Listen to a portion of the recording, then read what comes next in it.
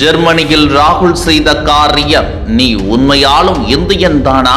சொல்லவே கூசும் ரகசியம் கசிந்தது. உலகின் இரண்டாவது அதிக மக்கள் தொகை கொண்ட நாடாக இந்தியா இருக்கிறது. மேலும் மிகப்பெரிய ஜனநாயக நாடு என்ற புகழும் நம் நாட்டிற்கு இருக்கிறது. அதை சீர்குலைக்கும் வகையில் மக்களவை எதிர்க்கட்சி தலைவரும் காங்கிரஸ் மூத்த தலைவருமான ராகுல் காந்தி வெளிநாடுகளில் நமது ஜனநாயக மாண்பை கெடுக்கும் வகையில் கருத்து தெரிவித்து வருகிறார். சமீபத்தில் ஜெர்மனி சென்ற அவர் பெர்லின் நகரின் ஹெரடி பள்ளியில் நடைபெற்ற நிகழ்ச்சி ஒன்றில் மாணவர்கள் மத்தியில் பேசிய அவர், ஹரியானா, மகாராஷ்டிரா மாநில சட்டப்பேரவை தேர்தல்கள் நியாயமாக நடந்ததாக நான் உணரவில்லை. வாக்கு திருட்டு மூலமே அவர்கள் வெற்றி பெற்றனர். மேலும் சிபிஐ, அமலாக்கத்துறை போன்ற அமைப்புகளை காங்கிரஸ் உருவாக்கியது.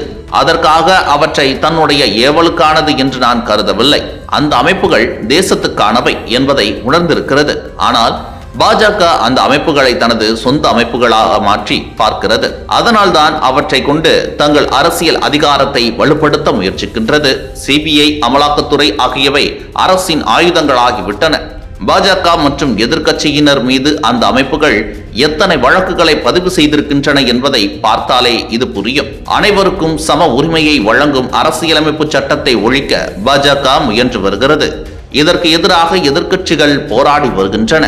இந்தியா கூட்டணியில் அங்கம் வகிக்கும் ஒவ்வொரு கட்சியும் RSSின் அடிப்படை சித்தாந்தத்தை எதிர்க்கிறது என்று ராகுல் காந்தி பேசியது பரபரப்பை ஏற்படுத்தி இருக்கிறது. முன்னதாக ராகுலின் ஜெர்மனி பயணம் குறித்து விமர்சித்த பாஜக தேசிய செய்தி தொடர்பாளர் கௌரவ் பட்டியா, இந்திய நாட்டின் எதிரிகளை ஜெர்மனி நாட்டில் ராகுல் காந்தி சந்தித்து உரையாற்றி இருக்கிறார்.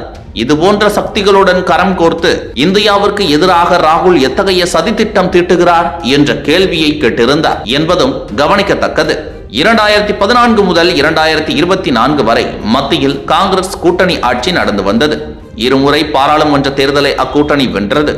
அந்த இரு பாராளுமன்ற தேர்தல்களிலும் இதே EVM வாக்குப்பதிவு முறைதான் பயன்படுத்தப்பட்டது.